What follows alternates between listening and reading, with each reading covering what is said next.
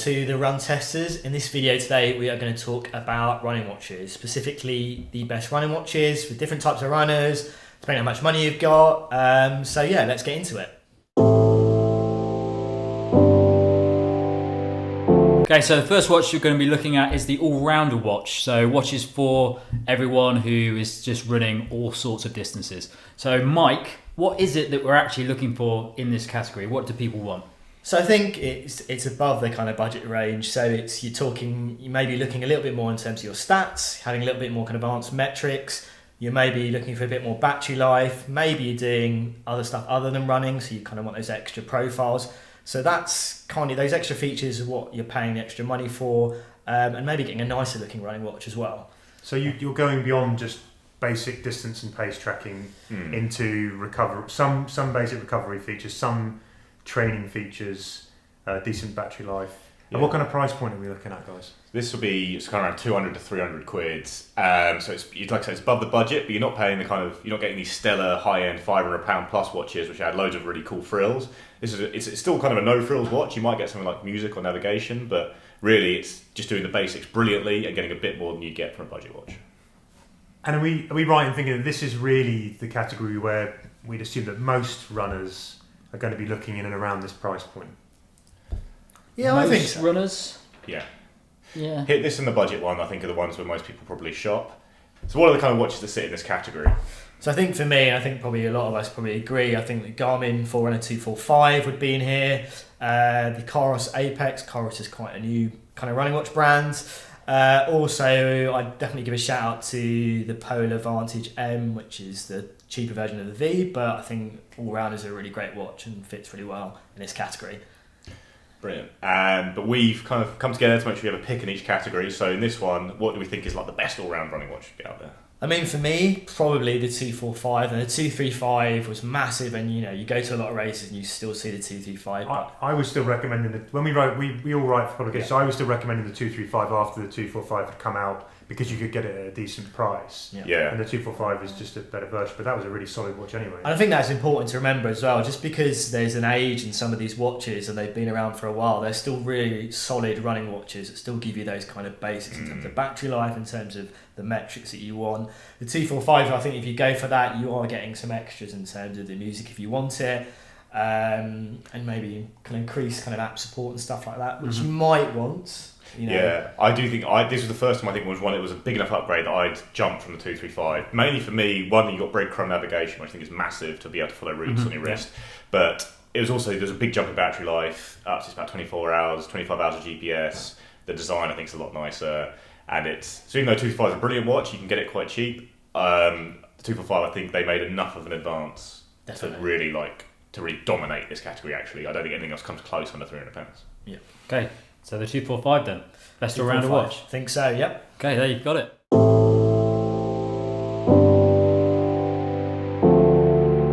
Okay, so the next watch we're going to look at is the top-end watch. So these are the most advanced watches out on the market at the moment.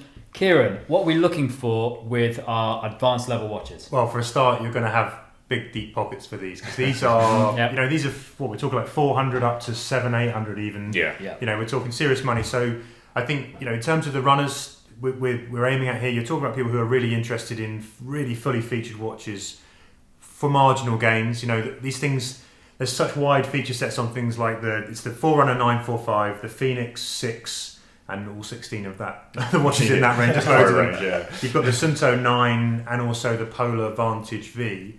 And what you're getting in these watches actually is a really, really wide range of very deep features when it comes to things like recovery, training effect, training load. You're also getting all of the music mapping. These are basically the fully tooled up watches. And you have to think very carefully, I think, about whether or not you're going to really use all those features in these watches to warrant that kind of money.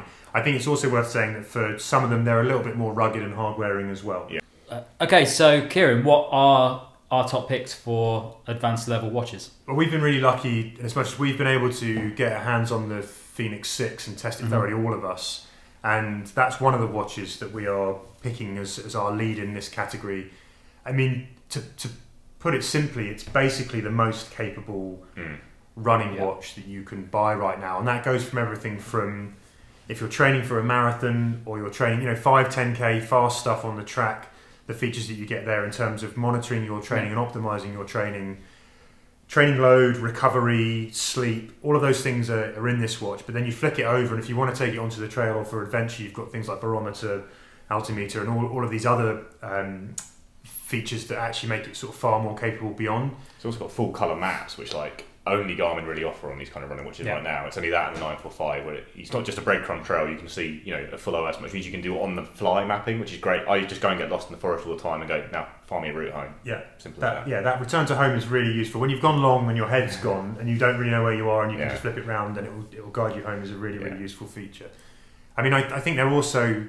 You've got in terms of the Fenix 6, there's a certain look to it. It's a little bit more robust than the other watches. It is big, so if you've got smaller wrists, that might be an issue. Well, I think this is interesting because I probably would have, before I used the Fenix 6, I probably would have said the 935 or the 945, but it's credit to Garmin, they've kind of shrunk the design of the Fenix so much in comparison to the previous models that they feel so similar in terms of wear, I think. And because you're getting that kind of more rugged design, I would probably favour going for the Fenix over the Forerunner 945, 935, which are, two great watches still. But yeah, I think, the Fenix 6, I think in terms of design, it's massively leaps and bounds of the previous models. So I think also the simplest way to just really put this into context is we've tried a lot of watches. What watch do you wear day to day? Fenix 6. Yeah. No, I agree. Yeah. So that's become my go-to. In actual fact, my other go-to before I started to wear the Fenix 6 was the other top pick, which was the Polar Vantage V, which I'm a huge fan of.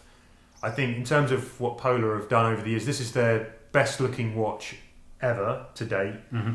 It's nice and light. It's got a very, very solid heart rate monitor on the back. It's the accuracy is decent. Although if you're at this level, I still maintain that you're going to want to be put on a chest strap if you really want to get all of it. If you're into your performance data, stick on a chest strap to be absolutely sure. But it's very good. It is still. I think they've made massive kind of improvements on that side of things from wrist-based heart rate monitors, and it is good. But I think I agree with you. If you're looking for that extra analysis, you probably want to pair it out with a chest strap, especially in the winter when wrist heart rate goes to complete rubbish. But the one thing with the Vantage V, you get, to be honest, in terms of the comparative features that you'll get when you get into training optimization and how well you're recovering between sessions, which is key for athletes who are going to be buying this. They both offer quite similar feature sets, but I think that the Polar Vantage V, the way it's presented in Polar Flow and on the watch, there's this kind of recommendations, it turns its recommendations into actual words and sentences, and I think it's a slightly softer, more accessible way of getting that information. There's still plenty of things in Garmin's universe where it's all number driven. So the training load on there, it will tell me if I'm in an optimal range, but it's all about whether or not I'm 248 to 796 in terms of my load broken down between aerobic, anaerobic. And I'm like, well, what does that mean today? Mm-hmm. And Polar is actually at least attempting to try and convert that into you should take it lighter today. And I think it does it with arguably with more ease of use than Garmin currently. Yeah, I still say they both have quite a steep learning curve, and but you've got to get used to those apps. Also, between the two of them, the Garmin is more full featured. It looks better as well, and I think it's less clunky to use. I think the design of the Polar sometimes leaves a bit to be desired, but the Polar is a lot cheaper, and that shouldn't be underrated. Polar is you be able to pick it up for under 400 sometimes, but its RRP is 450 odd. The Fenix starts at 600. Yeah. 666 Pro, which has the music and maps. Yeah, and that's another thing. There's no music on this. So on the Polar,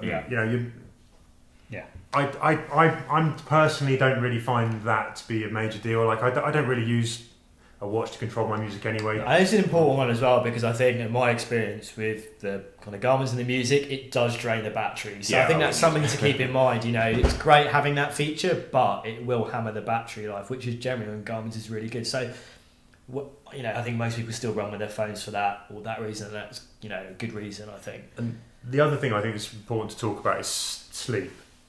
So one thing that Polar have really, I think, taken a bit of a lead on is what happens out of the moment of performance. So the importance of recovery, and at the centre of that is kind of sleep. And so this will look at not just at your sort of sleep duration and then the usual kind of stages of sleep. It's also looking into your autonomic nervous system, to look at how well you are recovered on a deeper level, rather than, okay, I had 8 hours, there was a decent amount of deep sleep, I look all right. This is going one level deeper, and again, it is by no means perfect, but I really salute the attempt, and it at least makes you think about sleep in a different way. Yeah. And it starts to make you engage with all of the things that you should be doing in order to optimize that. And in a world where actually you can get a 10% performance improvement from improving your sleep alone, you know, on other videos we've been talking about how shoes can affect that. That's quite a key thing, and I do salute Polar pushing that kind of recovery side of things. Yeah, it's even further. All these watches will give you like a recovery time after a session, Yeah. and they should be taken into account. What else? I mean, if you're then walking 20,000 steps for your job, we're not professional athletes. We still have to walk around. Like professional athletes, that recovery time is gospel because they just go to bed then.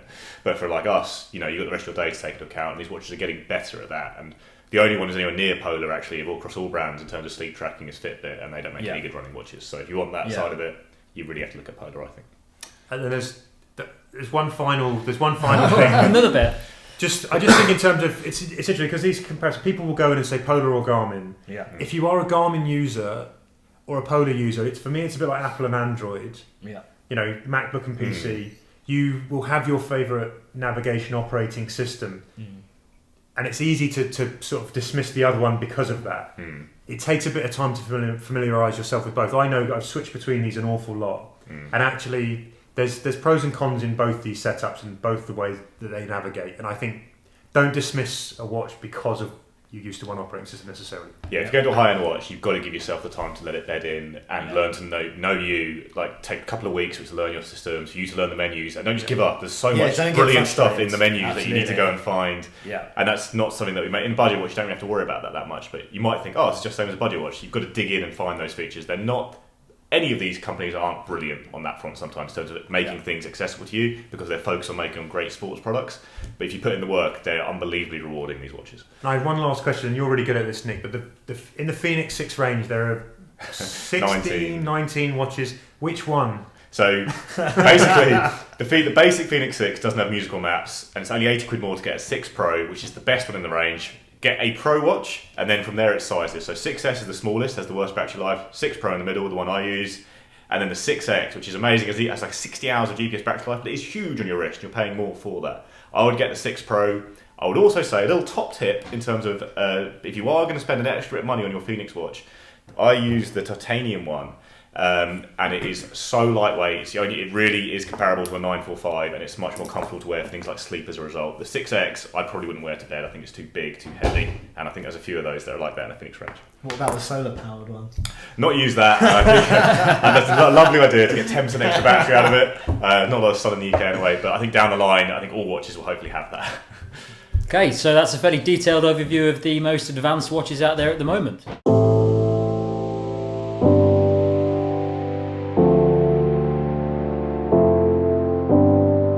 Okay, so we've done all-rounders and we've done advanced. Now we're going to look at the cheaper options on the market for those runners that don't want to spend a load of money on their running watch. Nick, what are we looking at here? So basically, budget kind of watches coming under £200. That's their RRP. When it comes to budget range, I think RRP can start to go out the window a bit. Because a watch is £170, it's the RRP. You're really looking to get it around 130, say. So we've kind of got these watches that, they might be about 180, but really you're picking them up for 100, 150. I think that's the area that most people are shopping when they're a new runner. They want the features to track their run, especially if they're going for a first marathon. They need run tracking. They need maybe a little bit of info on things like their VO2 max. They want a reliable watch that's going to last a long time, and it's easy to use. That can't be more important, I think. Yeah. I guess one of the questions I think about with budget watches is why would I upgrade from just using my app?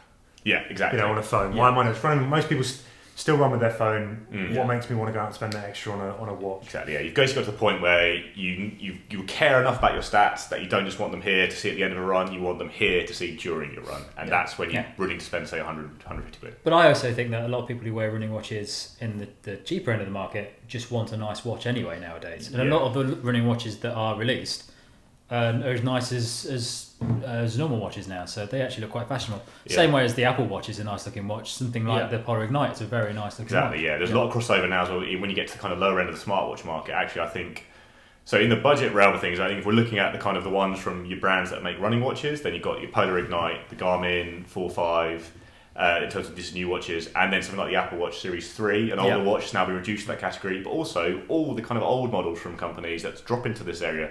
Really, if you're a smart shopper, it's hard to know them sometimes because they won't be advertising them, but that's where you're going to pick up the best bargains. So actually our top pick in the budget watch thing is an old watch. It's the Garmin Forerunner 35. Yeah.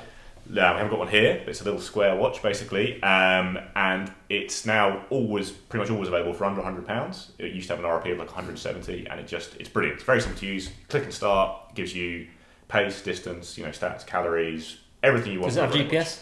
It's got a GPS. It's waterproof. It's got a heart rate monitor. Yeah. It's it's the kind of watch that 5-10 years ago would have cost £300. Mm-hmm. Yeah, and I think some of the other watches you've mentioned around May, I think the biggest thing you'll get over the 35 is that you'll get extra sports tracking. But ultimately, if you just want it for running and you want something that's so easy to use, for me the 35 is one of the easiest watches and the one I would always recommend. You literally can pick that up and it's a couple of buttons and then that's all you really need to know. What's the battery life like? So battery life, that's one area it could be pretty. So it's about 13 hours of GPS, I think. So that's one. So these new watches in the budget category, the Garmin Forerunner 45 and the Polar Ignite. The things I'd say if you're a beginner runner that you might want to consider upgrading for is you get better battery life, a better looking watch, but also you get customizable training plans on your wrist. And what you're looking for battery life? Why would you want a lot of battery life? For trail runners, obviously, that's for doing long distances over full days. Well, it's more you get. So basically, if you say you have 20 hours, 25 hours of GPS and you run half an hour every other day, that watch just on the GPS life is going to last you a month. Obviously, your day-to-day use will cut it right down to about a week, 2 weeks. But it's just going between charges and never having that moment when you start a run and you go, actually, I haven't got enough to last this run. I'm going to lose my stats. Yeah. But I do think those customized training plans are massive. So Garmin and Polar both offer this now. You go through the app. If your first marathon, your first half marathon, they have reputable coaches have set up plans on there that you can say your target time, your current ability. They'll beam them over to the watch, and it will zing at you. This morning you're going to run, and you get introduced to things like concepts like interval training, tempo runs that you wouldn't want to necessarily be confident about doing by yourself. That's the only reason I can say to upgrade from that £100 mark to 150 to get an Ignite or a 45. I think most people start and stop, get and go, get good stats, get heart rate, get GPS, Forerunner 35. Sorry. I was just going to say, I think design is the thing for us. I think with a lot of these older watches, a lot has happened over time in the last couple of years in terms of making these watches look nice. And I think you're going to get that from the Polar Ignite. You're going to get that from the Forerunner 45 for definite. And the Series 3 as well is a really it's a circle rectangular thing. I know there's always going to be a debate, but ultimately it's a very nice watch to wear and to kind of look at. Yeah. So we'll come into actually putting the smartwatch thing, but the Apple Watch Series 3 is a brilliant value watch at not £200 now. The only thing is the Series 4 was a huge update in terms of the heart rate quality, which is now as good as probably the best on the market. I think the Apple Watch Series 4 and 5. Series 3 is very unreliable on that front.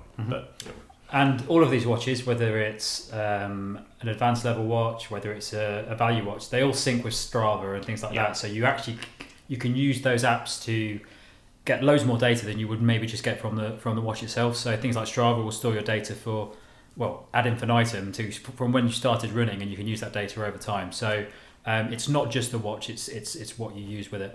And everything we've spoken about, it does work with Strava, because obviously that will be a big difference. Even like the new brands like Coros, they made sure that was one of the first things they did, is like it has to work with Strava, and it works kind of perfectly on that watch as well. So that's the only one that doesn't do it is Apple's native workouts feature, but you can use the Strava app on the Apple Watch. Brilliant. And that's the only other thing I'd say, budget watch, you mentioned it earlier, is don't shop at RRP if you're shopping in the budget category. You're going to get a lot. You go to third-party sellers, or even you wait for sales, and you're going to get a much better watch. Black Friday is generally very good. Black Friday's brilliant for it, but you will drop. You're going to save 50 or quid. Like on a watch that you really want, rather than maybe getting something lower just because you had to say RRP. Okay, so that's it for the best value watch on the market at the moment from us is the Garmin Forerunner 35.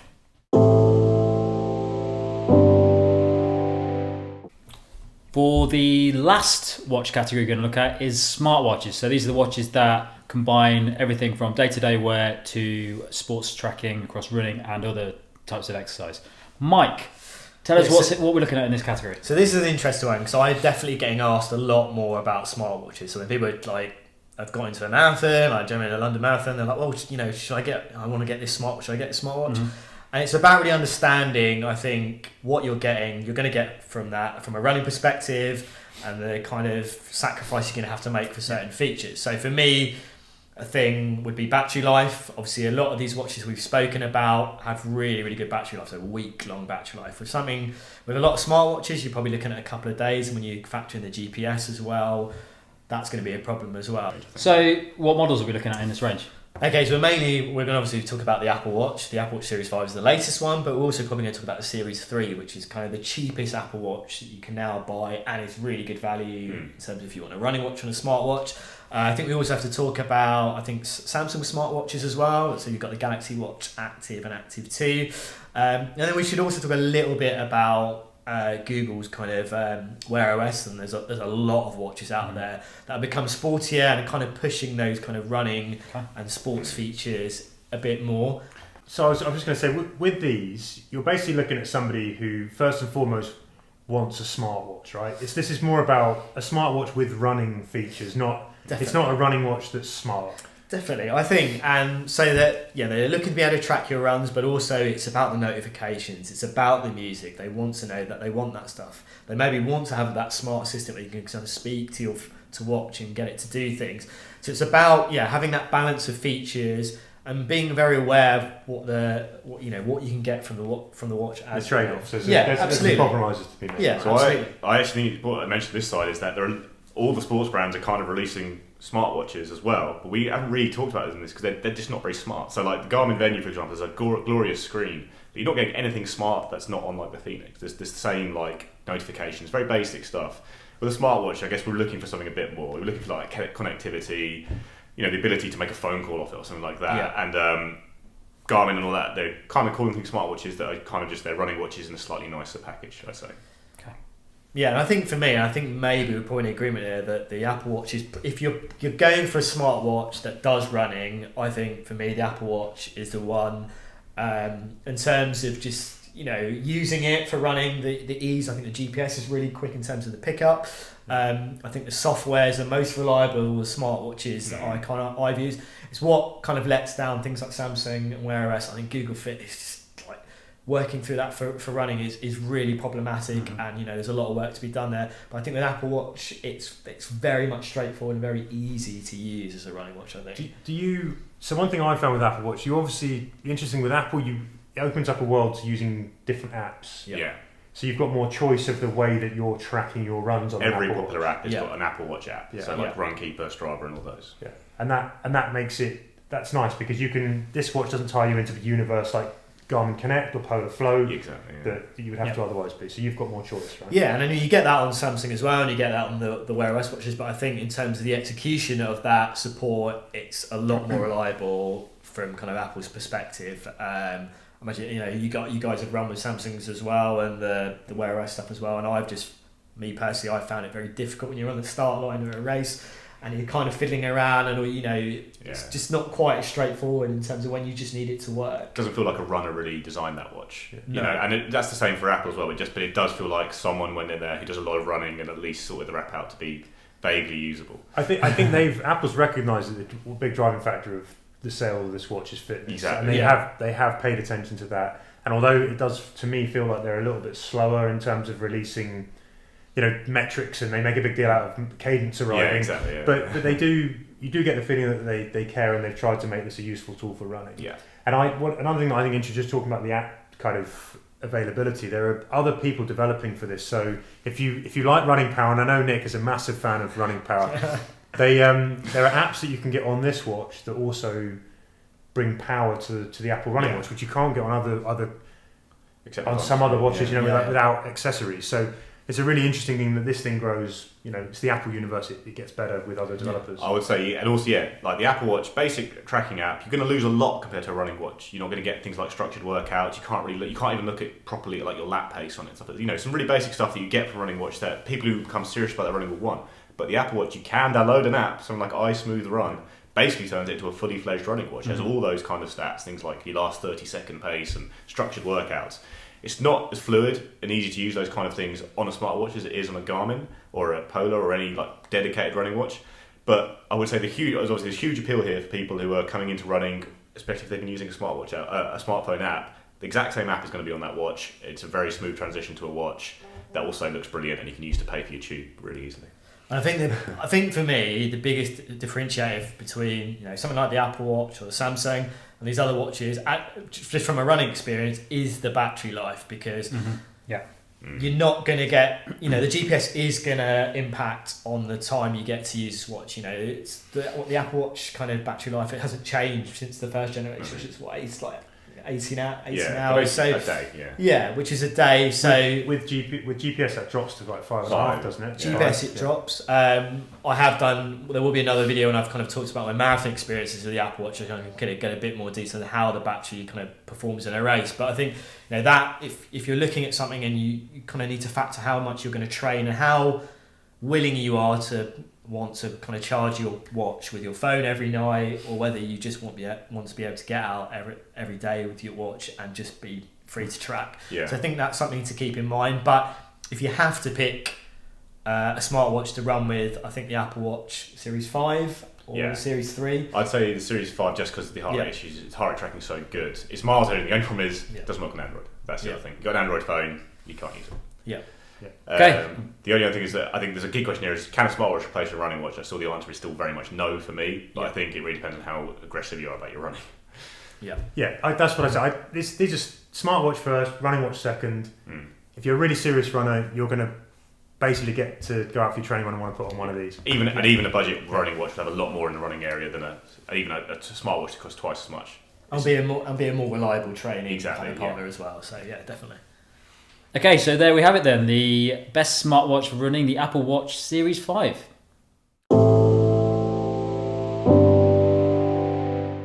Thanks very much for watching this video today. We'll obviously have a load more in-depth reviews on individual watches when they come out, but those are kind of a few of our favourites. Let us know what you think about watches, what you want from one in the comments. Any questions, ask us. And do like and subscribe. Mike is really keen on that.